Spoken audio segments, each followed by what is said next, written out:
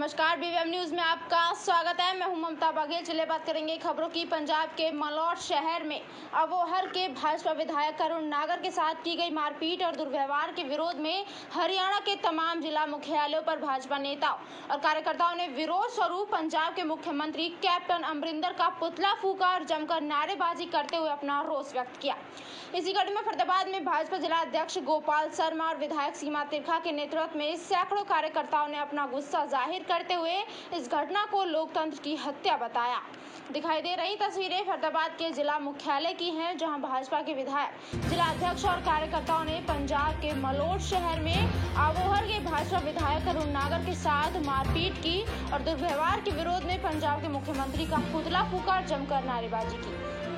इस अवसर पर भाजपा के जिला अध्यक्ष गोपाल शर्मा और विधायिका सीमा तिरखा ने इसे लोकतंत्र की हत्या बताया और इसे पंजाब सरकार की साजिश बताते हुए कहा कि भोले भाले किसानों के हल पर सवार पंजाब के राजनीतिक लोगों ने लोकतंत्र का गला घोटते हुए अबोहर के बीजेपी विधायक करुण नागर के साथ जमकर मारपीट की और उनके कपड़े तक फाड़ डाले, जिसकी भाजपा निंदा करती है। उन्होंने कहा कि पुलिस की मौजूदगी में यह हमला हुआ और पुलिस देखती रह गई। ये सब तो पंजाब सरकार की शह पर किया गया है। न केवल फरीदाबाद में अपितु पूरे हरियाणा में हेडक्वार्टर्स में पुतले फूके गए हैं। अमरिंदर सिंह सरकार का विरोध किया गया है। अमरिंदर सिंह सरकार ने लोकतंत्र का गला घोटा है और अमरिंदर सिंह सरकार के पुलिस वालों के मौजूदगी में भारतीय जनता पार्टी के चुने हुए हमारे विधायक का जिस तरह से उन्होंने उनके साथ उत्पीड़न किया, उनके साथ बर्बरता की और उनके कपड़ों को फाड़ा गया, उसकी भारतीय जनता पार्टी घोर निंदा करती है, क्योंकि उनको मारने का प्रयास किया गया था और केवल वो जान बचाए, उनकी जान बड़ी मुश्किल से बची। लोकतंत्र में इस तरह की घटना ये बड़ी दुर्भाग्यपूर्ण घटना है। भारतीय जनता पार्टी एक आम आदमी की रक्षा सुरक्षा करती है। भारतीय संविधान भी ये बात कहता है कि आम आदमी की रक्षा सुरक्षा पुलिस का और सरकार का दायित्व है। सरकार अपने दायित्व को खो चुकी। सरकार ने उन अलगाववादी ऐसे असामाजिक तत्वों के पूरे भारत देश की जो व्यवस्था है विश्व भर में सबसे बड़ी लोकतांत्रिक व्यवस्था है और लोकतांत्रिक व्यवस्था में जनता के आदेश को सिर पे रखा जाता है और कोई भी राजनीतिक दल हो, जिसको जनता जिस इलाके में आदेश देती है उस जनता के आदेशित होकर के व्यक्ति विधायक, सांसद, पार्षद चुना जाता है, जनप्रतिनिधि के रूप में काम करता है। और मैं ये सोचती हूँ कि जो पंजाब में हुआ, अगर आप पंजाब को बड़े गौर से देखेंगे तो थोड़ा सा आपको पीछे जाना पड़ेगा। जब पिछला चुनाव था पंजाब का विधानसभा का, तो वो चुनाव होने से पहले, जैसा कि कई वीडियोस भी वायरल हैं, अमरिंदर सिंह जी ने एक धार्मिक ग्रंथ को हाथ में लेकर के कसम खाई कि मैं उड़ता पंजाब को रोकूंगा, यानी कि नशे को खत्म करूंगा, और दूसरी उन्होंने कसम खाई कि मैं सारे किसानों का कर्जा माफ कर दूंगा।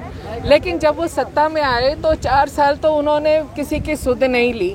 अब 5वां साल क्योंकि चुनाव का है और इनके पास कोई मुद्दा नहीं है, कोई भी मुद्दा नहीं है। जिले के गांव जनौली में हर साल की भांति इस बार भी होली के पर्व पर एक रंग बिरंगे मेले का आयोजन किया गया। इस मेले में सभी लोग भाईचारे के साथ एक दूसरे पर पिचकारियों से रंग डालते हैं, लेकिन इस बार कुछ अलग देखने को मिला। भाईचारे के प्रतीक इस त्योहार पर रंगों की जगह 4 बदमाश युवकों द्वारा एक युवक को गोली मार दी गई, जिस वजह से गाँव जनौली में रंगों का ये त्योहार खून की होली में तब्दील हो गया। दरअसल हुआ यूं कि 4 बदमाश इस रंग बिरंगे मेले में बेखौफ हथियारों से लैस होकर आए और मेले में हथियारों को लहराते हुए हवाई फायरिंग करने लगे।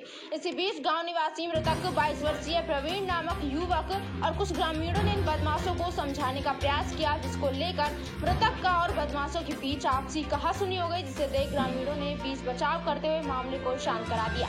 मेले में मौजूद ग्रामीणों ने तो उस समय बदमाशों को समझा बुझा कर मामले को शांत करा दिया, लेकिन बेखौफ ये बदमाश उसी की रंजिश देखते हुए प्रवीण के घर जा पहुंचे और जब उन्हें वहां प्रवीण नहीं मिला तो उन्होंने उसके पिता को धमकी दी कि उसके बेटे में सीधी गोली मारेंगे और उसके बाद प्रवीण को गांव में ढूंढने लगे। और मेले से घर जाते समय जैसे ही प्रवीण उन्हें रास्ते में दिखाई दिया तो उन्होंने उसे गोली मार दी। हमारे गाँव कुछ मेला लग रहा है ना, मेला लग रहा है तो 4 लड़के चौपाल पे आए और 4 लड़कों ने आके गोली चलाई चौपाल पे। तो इस प्रवीण ने इनसे बोला भाई मेला मत बिगाड़ो, ठीक बात नहीं है, वहाँ कि अब तेरे को देखना है। आगे जाके मेरे सामने उसमें गोली मारी है जी। परवीन घर आ रहा जी अपने साथ में उसके। आप साथ मैं साथ में हूँ। कितने बजे की घटना है? ये करीब 12:40। कौन कौन लोग हैं जिन्होंने? मैं आज होली के दिन मतलब धुलेंडी के दिन वो गांव में इकट्ठा हो रहा है चौपाल पे वाली की पे, तो वहीं पिचकारी चलती है दो सबरे गांव की इकट्ठी। तो ये चौपाल पे खड़े हुए थे, इन्होंने चौपाल पे गोली चलाई और जो मृतक लड़का इनने जो जनक वगैरह हैं हवाई फायर करी थी। ये लड़के ने ये कही थी कि यहाँ गोली मत चलाओ, किसी के लग जाए मेला बिगड़ जाएगा। उन्हें साले तुझे देखना है। उसके अपने घर पहुंच गया परवीन, उसके घर जा गोली मारी है रास्ते में। होली का त्योहार पर मेला चल रहा था, जहाँ पर करीब 12:30 बजे 4 लड़के आकाश, जनक और भोला और कपूर नाम के लड़के थे, जिन्होंने वहाँ पर फायर कर दिया था। जो वहाँ से मेला बिछड़ने के बाद परवीन सनोप ओम प्रकाश मृतक अपने घर के पास पहुँचा, जो पीछे से आकर जनक ने परवीन को गोली मार दी, जिससे मौके पर ही गिर गया था, जिसको सरकारी अस्पताल में दाखिल कराया। रजोलका गांव में बारात घर के निर्माण में भारी अनियमितताओं और सरकारी पैसे के गबन का आरोप लगाया जा रहा है। ग्रामीणों के अनुसार बिना सीमेंट और पुख्ता मसाले के बनाए जा रहे हैं बारात घर।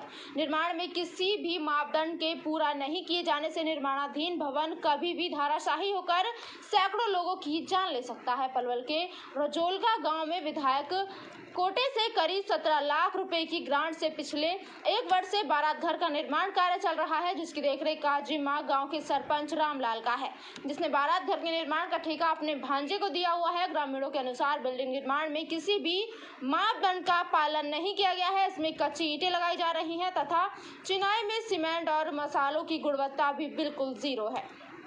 बैंकेट हॉल अथवा बारात घर के लिए डाले गए बीम की गुणवत्ता भी ठीक नहीं है। दीवारें इतनी कमजोर हैं कि हवा के झोंके से हिल रही हैं।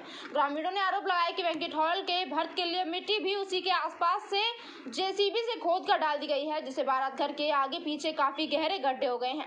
ग्रामीणों का आरोप है कि जब से इस बार निर्माण का कार्य शुरू हुआ है, कोई भी प्रशासनिक अधिकारी इस प्रकार के घटिया निर्माण कार्य को देखने के लिए नहीं पहुंचा है, जबकि उन्होंने बीडीपीओ, डीटीपीओ, एसडीएम, डीसी तथा कमिश्नर तक को शिकायतें दी हुई हैं, लेकिन कोई भी अधिकारी इस काम को देखने के लिए नहीं पहुंचा है। ग्रामीणों का कहना है कि यदि ऐसी हालत में निर्माण कार्य पूरा कर दिया गया तो इस बारात घर में दबकर कितने ही लोगों की जान जा सकती है। रजोलका गांव में हो रहे बेहद घटिया निर्माण कार्य के बारे में जब डीडीपीओ शमशेर सिंह नेहरा से पूछा गया तो उन्होंने बताया कि किसी भी निर्माण कार्य की देखरेख की जिम्मेदारी सबसे पहले जेई की होती है, क्योंकि यही एस्टीमेट बनाता है, इसलिए नियम का पालन किया जा रहा है। ये सबसे पहली जिम्मेदारी जेई की है, उसके बाद एसडीएम और कार्यकारी अभियंता को जिम्मेदारी होती है। क्या नाम है आपका? शिवराम।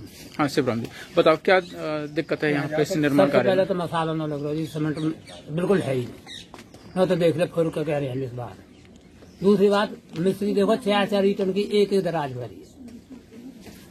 तीसरी बीमन ने देखो, बीमन में इतना सब मसाला अब हाल तो इनके देख रहे हैं तो निबक रही है, खरे थली तो है।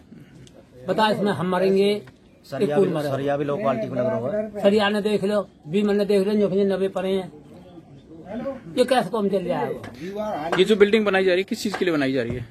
ये बैंकेट हॉल है। बैंकेट हॉल है। हाँ जी, इसमें ऐसा हादसा होगा जैसे वहाँ होया था। तो अभी तक इसमें कितना खर्च दिखा दिया गया है? क्या नाम आपका? मेरा नाम सुंदर सिंह है जी, और मैंने इन हर एक काम के जो गांव में सरपंच ने काम किया उसकी जो है एक एप्लीकेशन लगा रखी है। डीसी साहब को भी 2 बार दे रखी है, बीडीओ साहब को भी दे रखी है जी, और कमिश्नर को भी दे रखी है जी। मेरे पास सब रिसीविंग रखी है उनकी। अभी तक प्रशासन ने कोई भी आके, हम महकमे ने आके फील्ड पे कोई काम चेक नहीं किया है। टोटल काम जितने भी सरपंच ने किए हैं वो घपले के किए हैं। जैसे बैंकेट हॉल है, देखो आप बैंकेट हॉल का आपने हाल देख लिया। अभी थोड़ी देर में आपको पार्क का हाल दिखाएंगे। पार्क के नाम पे बहुत पैसा खा रखा है, गांव में लाइटों के नाम पे बहुत पैसा खा रखा है। लो क्वालिटी की लाइट लगाई थी, आज भी मौके पे भी नहीं है। तो ये बैंकेट हॉल के लिए कितना पैसा आया है? बैंकेट ये 17 लाख है जी। खर्च कितना दिखा दिया इसमें? खर्च अभी तक कुछ हमें पता ही नहीं है जी, कुछ नहीं। टोटल लोकल काम हो रहा है, आपको दिखा तो दिया जी। घटिया काम? हाँ घटिया काम हो रहा है। वो मामा भांजा दोनों है जी, वो भांजा जो ठेकेदार है जी। हाँ, दोनों को मिली भगत से पूरा टोटल पैसा का गबन किया है, सरकारी पैसा का जी। एक जो दीवार गिरी पड़ी है, कैसे गिरी है? ये दीवार अपने आप गिर रही है जी।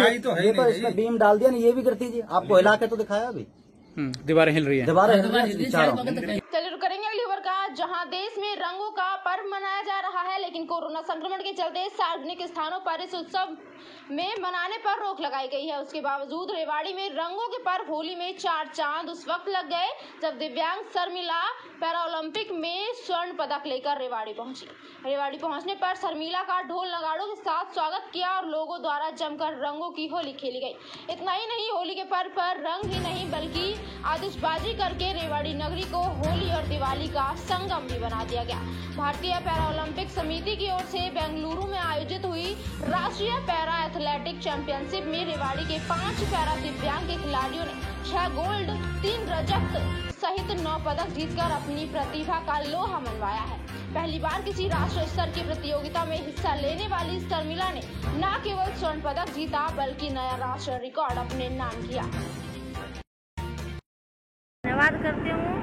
और जो मैंने नेशनल में गोल्ड लिया है, ये हमारे हरियाणा के लिए बहुत बड़ा मैंने काम किया है और आगे भी गोल्ड मेडल भी मिल गया। इसमें सारी खुशियाँ हमें मिल रही है, बहुत खुश हो रहे हैं।